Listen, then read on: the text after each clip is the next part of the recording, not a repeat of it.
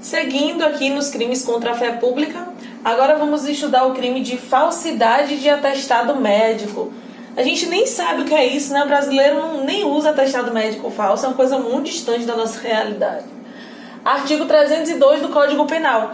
Olha o que diz pra gente o Código. Dar o médico, no exercício da sua profissão, atestado falso. Ou seja, o médico lá trabalhando, exercendo a sua profissão, deu um atestado falso.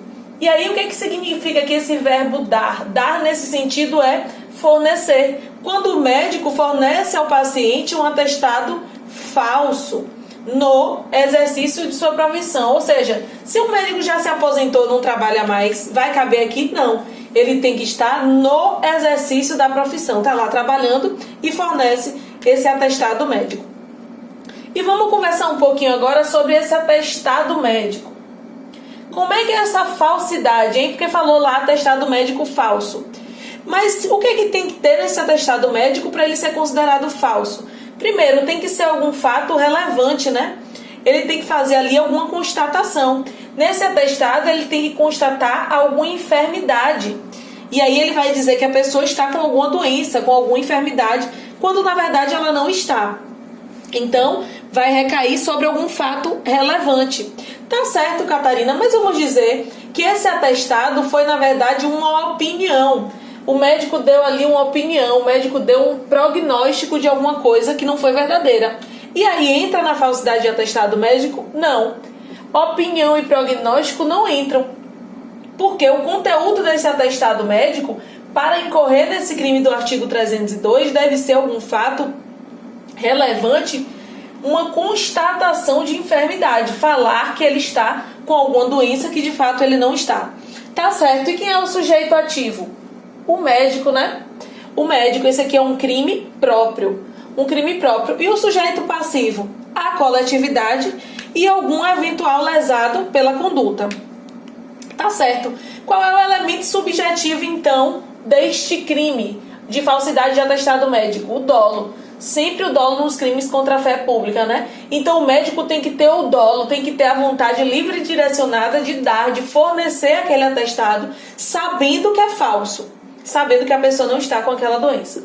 Tá bom, e quando é que se consuma então esse atestado? A partir do momento que o médico faz o atestado, que emite? Não, porque o verbo é dar, não é emitir. Você incorre nesse crime com a efetiva entrega. Entregou, pronto, agora sim consumou. Mas não é necessário que cause um dano. Não é necessário que esse paciente, para quem o médico entregou o atestado, cause um dano, por exemplo, no trabalho dele, leve o atestado e aí falte o dia de trabalho sem estar doente. Não é preciso ficar configurado esse dano, não é preciso que isso aconteça. Ele pode simplesmente pegar o atestado e não fazer nada. Mesmo assim, o crime foi consumado, porque esse crime se consuma com a entrega, com o fornecimento. Tá bom? Tentativa. Cabe tentativa? Sim, cabe, né? É uma conduta que pode ser fracionada. Cabe tentativa. E a ação penal pública incondicionada também. Ação penal pública incondicionada. Tá bom, Catarina, mas eu fiquei aqui pensando. Vamos dizer que esse médico, além de médico, era um funcionário público. Esse médico era concursado e ele era funcionário público. Incorre nesse crime também, né? Não. Se o médico for funcionário público, vai incorrer no 301 do Código Penal. Não incorre nesse crime. Então, esse crime aqui, esse médico, falsidade de atestado médico, esse médico aqui deve ser um funcionário privado, um funcionário particular. Se ele for funcionário público, não incorre nesse crime. Tá bom. E cabe suspensão do processo nesse crime? Cabe. Cabe a sursis. Beleza, e é de competência de quem julgar, hein? Também vai depender. Se tiver algum interesse da União nessa história, quem vai julgar é a Justiça Federal. Se não tiver interesse da União, quem vai julgar é a Justiça Estadual.